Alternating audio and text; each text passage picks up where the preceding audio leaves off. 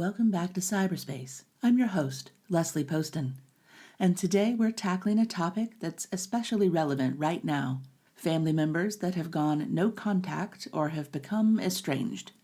You've probably heard this discussed in the news and on your favorite shows lately. It's become such a trending topic in the last few months that we are even seeing segments about it from Oprah and articles about it in the New York Times. It's not a new concept, though. Kids have been going no contact with their parents for as long as kids have had parents. Parents have taken to calling it parental alienation. Meanwhile, adult children are saying that they've told their parents what they need over and over again, and their parents just don't listen. Maybe this sounds like something you're going through on either side of the issue. So, with the holidays upon us, it's the perfect time to dig into what the actual research tells us about family estrangement. And here's something that might surprise you. 1 in 4 Americans, that's roughly 67 million people, are estranged from family members.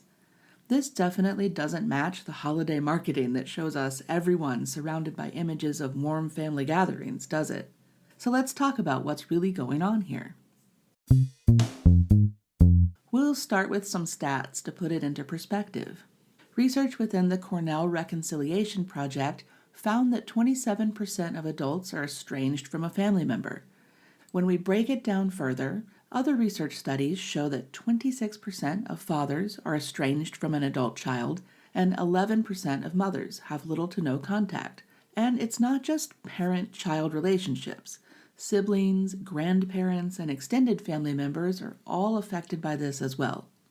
One thing that struck me when I was reading through the research on this is that 68% of people across all types of estrangement felt that the estrangement carries significant stigma. 2/3 of people dealing with this feel some kind of shame about it. They feel judged.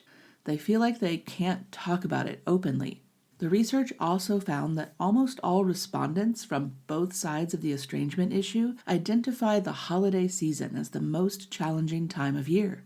This finding's not so shocking.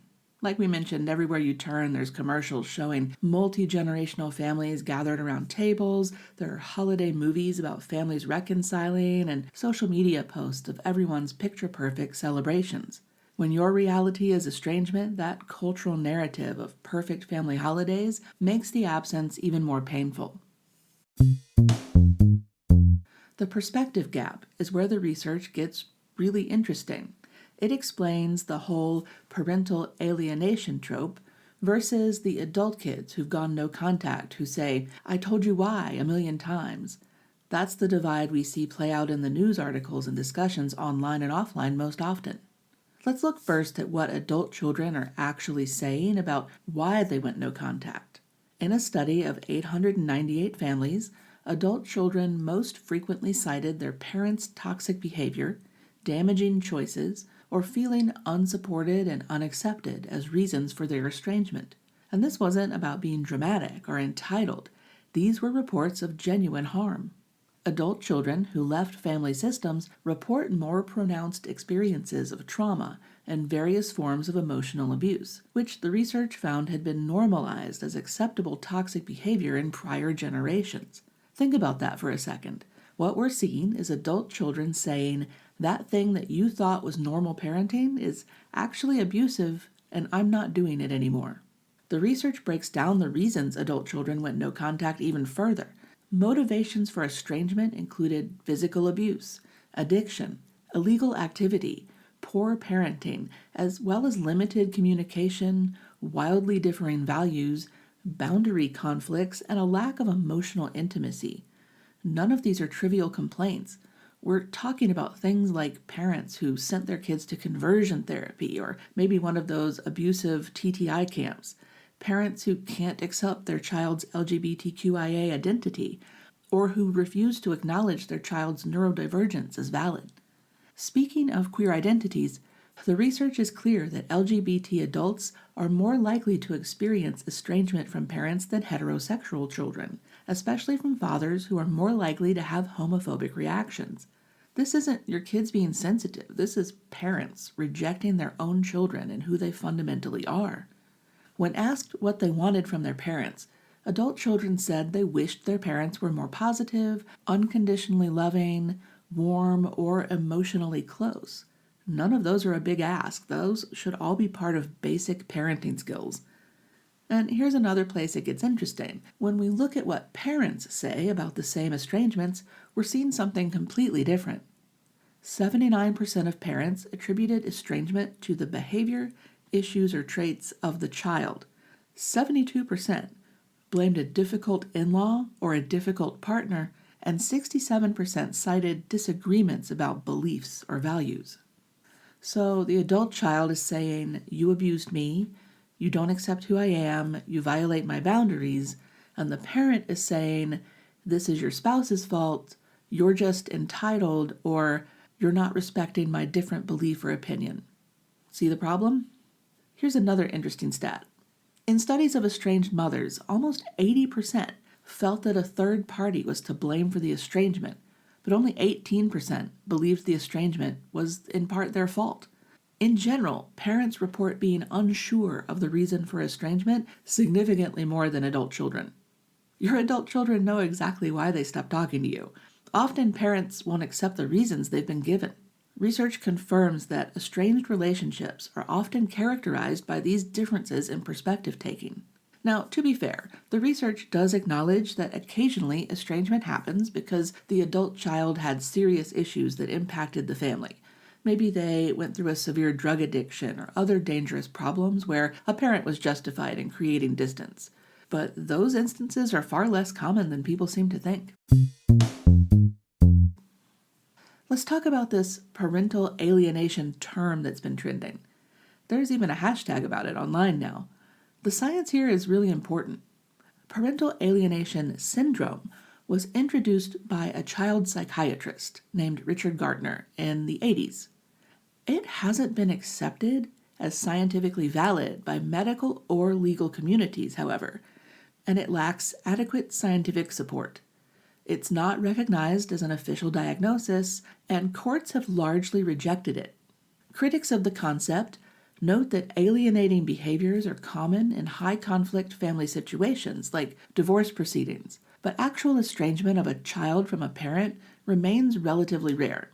So what Gartner was calling a syndrome was really just describing a conflict that happens sometimes in messy divorces, for example, when children are still young, and it's not some kind of brainwashing. This concept can also get problematic, and I think it's important to talk about why. Gardner's original formulation labeled mothers almost exclusively as the alienating parents, and it's been criticized for allowing abusers to claim that allegations of their abuse were reflective of brainwashing rather than the actual abuse suffered by their children and sometimes the other parent. Think about what that means in practice. A child said, "Dad hurt me," and Dad said, "No, Mom brainwashed the kid to say that." This is parental alienation syndrome. That concept became a weapon to dismiss legitimate claims of harm. So why is this discourse around going no contact happening more now? Or at least, why are we talking about it more now? Research points us to some significant cultural shifts. Over the last half century, there's been a cultural focus on self-actualization and emotional health that has made it clear that decisions about severing relationships aren't merely personal choices. They're also acts of psychological self-preservation.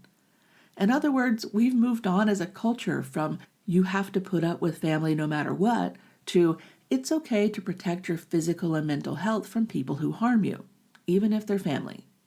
Adult children are acknowledging how forms of emotional abuse were normalized in prior generations, and they have motivation to avoid reproducing those norms, to break what people call intergenerational trauma.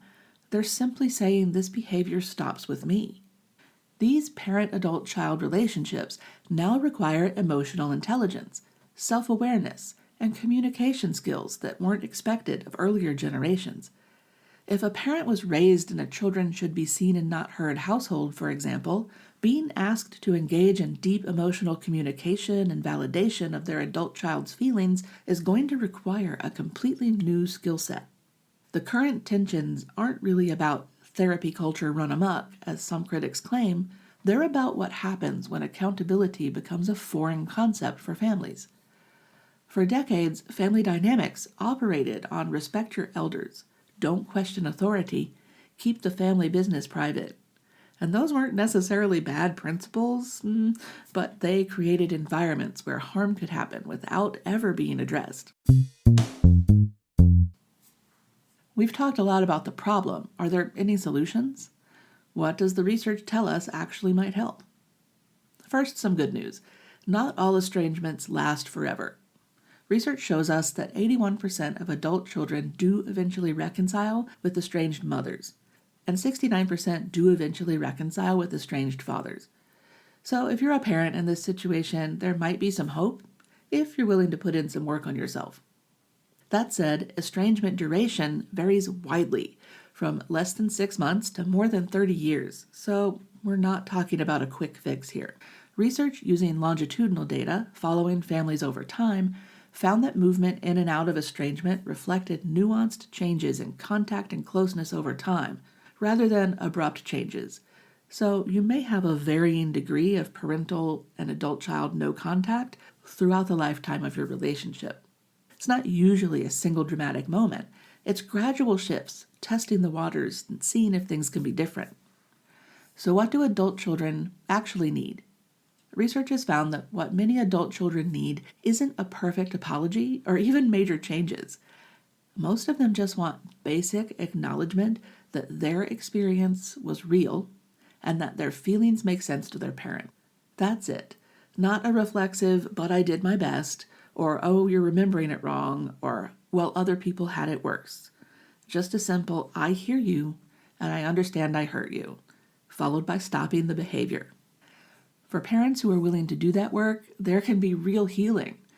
The research includes stories of parents who listened, who took responsibility, who made changes and sought help dealing with their own trauma, and then who rebuilt relationships with their adult children that became closer than before. Decades of research find that forgiveness, whether or not it leads to full reconciliation, can lower stress, improve physical health, and strengthen emotional resilience, but sometimes it can be used as a weapon, so be cautious with forgiveness without behavioral change. And even if the reconciliation doesn't happen, working through the anger and grief on your own can still benefit both parties. Let's bring it back to where we started. Why are the holidays particularly brutal when you're dealing with estrangement? And the answer is often grief.